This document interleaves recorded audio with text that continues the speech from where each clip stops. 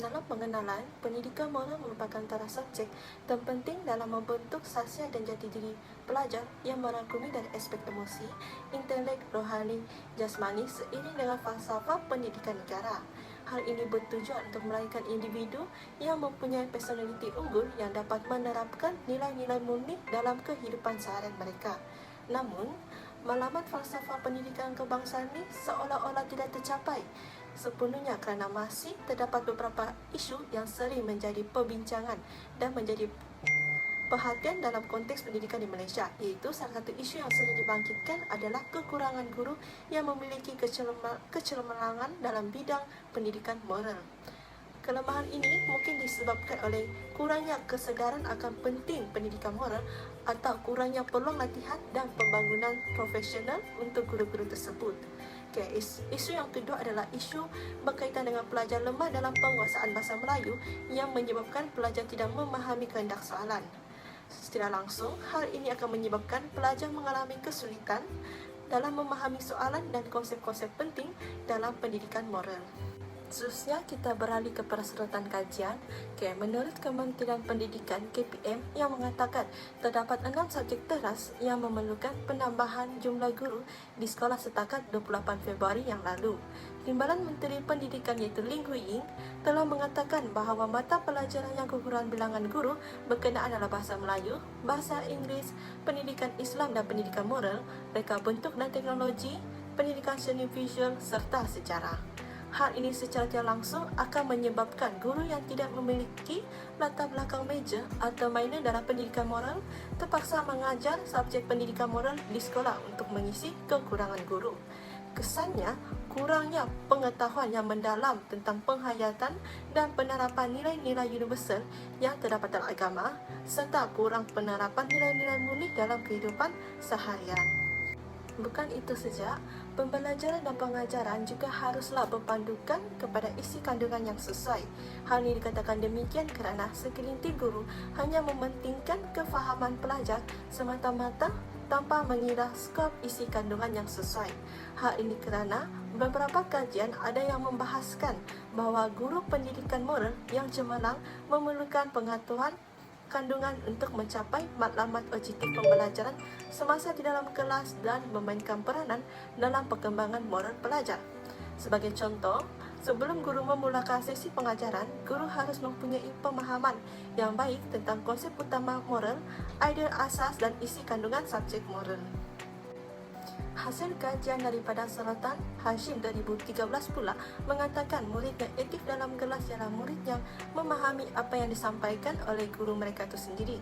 Kerana untuk mencapai objektif pembelajaran, guru harus menguasai kandungan pembelajaran serta mampu menarik minat pelajar mereka ketika proses PDP itu sedang berlangsung.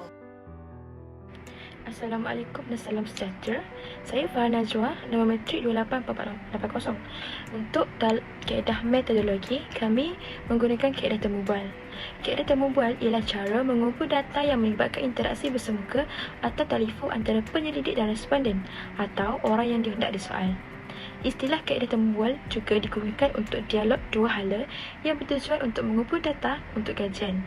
Kajian ini melibatkan pengerusi panitia pendidikan moral dan juga merupakan jurulatih utama pendidik moral untuk zon Sabarahan, iaitu Cikgu Tony Anak Mawar di Sekolah Menengah Kebangsaan Wira Penrisin di Sarawak, dalam mengerusi kaedah temubal secara maya, iaitu melalui platform video panggilan Google Meet, yang mana penyelidik membuat tanpa kehadiran fizikal yang sebenar. Seterusnya kita masalah pendapatan kajian dan pembincangan. Isu-isu atau perkembangan isu yang terdapat dalam pengajaran dan pembelajaran subjek moral ialah mengalami kekurangan guru dalam pendidikan moral. Hal ini kerana pendidikan moral tidak dilakukan oleh guru yang memiliki latar belakang atau major atau minor dalam pendidikan moral. Hal ini terjadi kerana kebanyakan subjek pendidikan moral diajar oleh guru yang bukan option. Kesannya, pengajaran pendidikan moral terpaksa dilaksanakan oleh guru yang tidak memiliki latar belakang pendidikan moral serta ia akan memberi kesan kepada pengajaran mata pelajaran ini kerana akan menjejaskan kualiti pengajaran serta tidak mempunyai pemahaman yang mendalam. Seterusnya, pelajar lemah dalam penguasaan bahasa Melayu yang menyebabkan pelajar tidak memahami kehendak soalan juga merupakan salah satu isu atau perkembangan isu yang terdapat dalam pengajaran dan pembelajaran dalam subjek pendidikan moral. Murid-murid yang tidak fasih mungkin mendapati sukar untuk memahami topik dan konsep dalam pendidikan moral. Pelajar secara langsung akan menyebabkan pelajar bergelut dengan bahasa Melayu dan menyukarkan untuk berkomunikasi antara satu sama lain serta sukar untuk memahami penerangan guru tentang prinsip moral dan menyebabkan pelajar kurang tertarik dengan pendidikan moral. Seterusnya, langkah atau perancangan untuk menangani isu kekurangan guru dalam pendidikan moral adalah dengan melakukan perancangan pengambilan yang berkesan. Sebagai contoh, pihak sekolah perlulah menjalankan perancangan pengambilan yang teliti dan strategik untuk menarik bakal guru yang berkelayakan dalam pendidikan moral. Malah, memberikan latihan dan pembangunan profesional kepada guru yang bukan dari latar belakang pendidikan moral juga merupakan salah satu langkah untuk menangani isu ini. Hal ini bertujuan untuk meningkatkan kemahiran pedagogi para guru dalam mengajar mata pelajaran pendidikan moral. Akhir sekali, pihak sekolah mengadakan kerjasama dengan institusi pendidikan. Sebagai contoh, pihak sekolah boleh mewujudkan kerjasama dengan institusi pendidikan seperti universiti atau institusi pendidikan untuk memperkasakan lagi program pendidikan akhlak dan memastikan graduan mempunyai latar belakang pendidikan moral yang mencukupi untuk menjadi guru pada masa hadapan nanti. Kita beralih kepada isu pelajar lemah dalam penguasaan bahasa Melayu yang menyebabkan pelajar tidak memahami kehendak soalan. Langkah yang boleh diketengahkan ialah guru meminta pelajar untuk membuat catatan perkataan yang sukar difahami sama ada dalam bahasa Mandarin maupun dalam bahasa Tamil. Malah, guru juga boleh mengaplikasikan kaedah pembelajaran yang menarik untuk menarik tumpuan pelajar serta memudahkan pemahaman pelajar. Sebagai contoh, menjalankan aktiviti berasaskan permainan iaitu dengan menggunakan permainan seperti aktiviti main peranan ataupun permainan papan yang melibatkan interaksi dan penyertaan aktif pelajar. Aktiviti ini boleh menjadikan pembelajaran pendidikan moral menyeronokkan dan memotivasikan pelajar lemah dalam bahasa Malaysia untuk turut terlibat. Kesan perancangan terhadap prestasi ataupun pencapaian pengajaran dan pembelajaran dalam pendidikan moral ialah salah satunya pelajar akan dapat meningkatkan lagi kefahaman dan kemahiran mereka dalam menguasai bahasa Melayu. Contohnya, galakan guru terhadap pelajar dalam memfokuskan tentang bacaan nota ataupun membuat apa-apa catatan yang tidak difahami oleh pelajar. Ini kerana membaca nota dapat membantu pelajar memperoleh pengetahuan asas tentang konsep, nilai moral dan isu yang berkaitan dan membolehkan pelajar memahami dengan lebih baik. Seterusnya, pembelajaran dan pendidikan intelek efektif dan tingkah laku dalam bilik darjah adalah merupakan komponen yang penting dalam pendidikan moral untuk mencapai tahap kematangan moral individu dan membantu pelajar mengenali, memahami dan melakukan tingkah laku moral. Sebagai contoh, mereka dapat memahami isu-isu etika yang wujud dalam masyarakat dan melihat hubungan pelajar dengan konteks kehidupan seharian. Akibatnya, ia dapat membangunkan kesedaran moral pelajar yang lebih mendalam dan mempertajam keupayaan untuk menganalisis isu-isu yang kompleks dalam perspektif moral. Seterusnya, alat dan bahan bantu mengajar untuk membantu pengajaran dan pembelajaran dalam kelas. Tujuan BBM adalah untuk meningkatkan kefahaman dan penerimaan pelajaran pelajar. Sumber ini boleh menyokong pembelajaran dalam bentuk alat fizikal, media atau sumber lain. Walau bagaimanapun, kekurangan bahan bantu mengajar akan menjejaskan persediaan guru untuk mengajar dan motivasi mereka untuk mengajar. Sebagai contoh, guru boleh menggunakan kaedah teknologi seperti memaparkan skrin LCD dan menggunakan laptop atau projektor sebagai pengganti buku teks. Hal ini kerana dengan paparan visual yang menarik, guru boleh menunjukkan gambar, graf, video berkaitan dengan isu atau subjek dalam pendidikan moral atau persembahan PowerPoint yang menarik untuk menggambarkan konsep sesuatu isi kandungan pelajaran. Bukan itu saja, guru juga boleh menggunakan Webex, Canva, Google Meet ataupun aplikasi secara offline yang memudahkan komunikasi antara guru dan pelajar. Bagi soalan yang kelima, set induksi yang paling berkesan untuk pengajaran dan pembelajaran adalah dengan mengajukan soalan kepada pelajar mengenai pengalaman pelajar tersendiri. Ini kerana dengan mengaitkan pembelajaran dengan pengalaman peribadi pelajar, ia boleh meningkatkan pelibatan pelajar dan membina pemahaman yang lebih mendalam. Malah, pembelajaran akan lebih berkesan apabila guru yang bermain dengan emosi pelajar berjaya menangkap emosi pelajar agar pelajar lebih berminat dan memotivasi untuk memahami serta mempelajari nilai yang unik. Oleh itu, dengan menggalakkan pelajar berkongsi pengalaman, guru dapat mewujudkan persekitaran pembelajaran yang berpusatkan pelajar dan memperkayakan lagi pembelajaran pendidikan moral. Seterusnya, set induksi yang paling berkesan untuk pengajaran dan pembelajaran adalah problem solving learning. Problem solving learning ialah set induksi yang menggunakan pembelajaran penyelesaian masalah merujuk kepada pendekatan pembelajaran yang melibatkan kaedah penyelesaian masalah sebagai aras kepada prinsip pengajaran dalam konteks set induksi. Contohnya, semasa pembelajaran di dalam kelas, pelajar dibahagikan kepada 2 hingga 3 ahli kumpulan dan guru memberikan satu isu moral ataupun situasi di dalam negara Malaysia secara umum dan meminta pelajar untuk berbincang dan menyelesaikan isu tersebut. Aktiviti ini dilihat sebagai satu aktiviti yang berfikir aras tinggi dan berlatih mereka untuk berfikir secara kritis bagi menguraikan dan memberikan setiap jawapan bagi isu yang diberikan. Untuk bahagian pandangan kritis ialah Kritik 1, ramai yang menganggap bidang pendidikan moral ni hanya satu subjek tidak penting skor dan wajib lulus berbanding subjek teras yang lain seperti sejarah, bahasa Melayu, sains dan matematik. Ada juga yang mengatakan bahawa mereka mengambil subjek pendidikan moral semata-mata hanya ingin mencukupkan syarat serta prasyarat untuk subjek dalam sijil pelajaran Malaysia. Kritik 2, guru besar biasanya akan turun padang untuk mengajar subjek pendidikan moral, bahkan diikuti dengan pentadbir, guru kelas dan guru bahasa.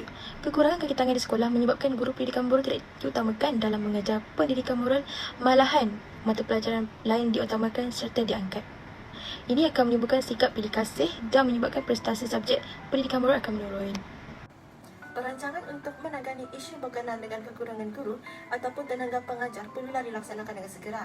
Dengan mengambil guru yang berkelayakan dalam pendidikan moral, ia dapat memberikan pemahaman yang mendalam tentang konsep moral. Seperti yang kita sedia maklum, guru yang mempunyai latar belakang pendidikan moral mempunyai pemahaman yang lebih mendalam tentang konsep, moral, nilai dan etika yang berkaitan dengan subjek. Malah, penting untuk memiliki guru yang berlatar belakangkan pendidikan moral kerana keupayaan untuk mereka bentuk dan menyusun pengajaran yang berkesan. Akhir sekali, guru pendidikan moral juga mampu dijadikan teladan moral kepada pelajar kerana mengaplikasikan penghayatan nilai-nilai murni dalam tingkah laku dan perbuatan seharian. Sebagai contoh, menunjukkan teladan yang baik dan membimbing pelajar dalam membina sasar dan akhlak yang baik. Namun, sekiranya pihak sekolah mengambil guru yang bukan dari latar belakang pendidikan moral, akan menyebabkan proses PDP tidak dapat dijalankan dengan lancar kerana kurangnya kepakaran dalam mereka bentuk pengajaran yang berkesan.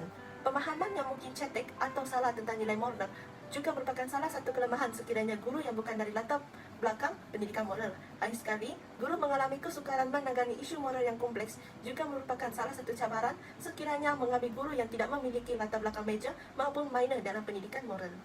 Pandangan kritikal yang seterusnya adalah penguasaan bahasa yang lemah dalam bahasa boleh menjadikan penghalang untuk memahami soalan yang dikemukakan dan dikehendaki. Penguasaan yang lemah boleh membantutkan pemahaman terhadap isi pelajaran dan arahan yang diberikan oleh guru. Dalam kes ini, kekurangan kemahiran bertutur dan mendengar juga boleh menjejaskan interaksi dengan guru dan kesukaran memahami bahan yang diajar. Ini boleh berlaku jika subjek pendidikan moral tidak diajar dengan cara yang menarik, relevan atau tidak memberikan ruang yang cukup untuk pelajar berfikir secara kritis dan mempertimbangkan perspektif moral yang berbeza. Oleh itu, inisiatif harus dilakukan untuk pelajar lebih minat untuk menguasai bahasa Melayu sekaligus dapat memahami kehendak soalan atau isu dalam pendidikan moral iaitu dengan melakukan latihan bahasa. Sebagai contoh, pelajar boleh diberikan latihan tambahan untuk meningkatkan penguasaan bahasa Melayu termasuk latihan membaca, menulis, mendengar dan bertutur. Secara tidak langsung dapat membantu pelajar memahami arahan dan niat soalan dengan lebih baik. Dengan memberikan contoh konkret atau kajian kisah berkaitan, pelajar dapat memahami lebih dalam bagaimana isu moral diterapkan dalam kehidupan seharian. Tambahan pula, pandangan saya terhadap cabaran isu yang kedua bagi kurang penguasaan bahasa Melayu yang mengakibatkan pelajar tidak memahami kehendak soalan ialah pelajar mengalami kesukaran dalam menganalisis dan mentafsir teks dalam bahasa Melayu. Hal ini kerana pendidikan moral selalunya melibatkan analisis dan tafsiran teks dalam bahasa Melayu seperti teks moral, cerpen dan situasi moral. Malah, penguasaan bahasa Melayu juga akan menyebabkan berlakunya sekatan dalam menyampaikan fikiran dan pendapat serta gangguan dalam perkembangan nilai dan etika. Dalam pada itu, langkah-langkah yang dapat diambil untuk mengatasi masalah pelajar yang lemah dalam penguasaan bahasa Melayu sehingga tidak memahami kehendak soalan pendidikan moral adalah dengan mengaplikasikan pembelajaran yang tertumpu kepada pemahaman soalan, iaitu dengan memberi penekanan khusus kepada pemahaman soalan dalam pendidikan moral. Selain itu, guru juga boleh memberikan latihan soal jawab kepada pelajar. memberikan contoh soalan dan membimbing murid menjawab dengan betul dan jelas dan seterusnya, memberi peluang kepada pelajar untuk memberikan ulasan serta memberi maklum balas bagi meningkatkan kefahaman pelajar. Sebagai kesimpulannya, pendidikan moral merupakan kepentingan yang signifikan dalam membentuk sikap, nilai dan akhlak pelajar.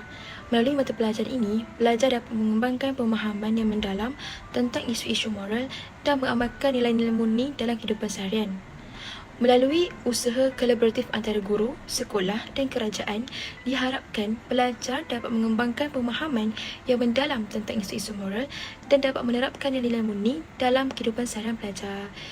Itu sahaja daripada kumpulan kami. Terima kasih.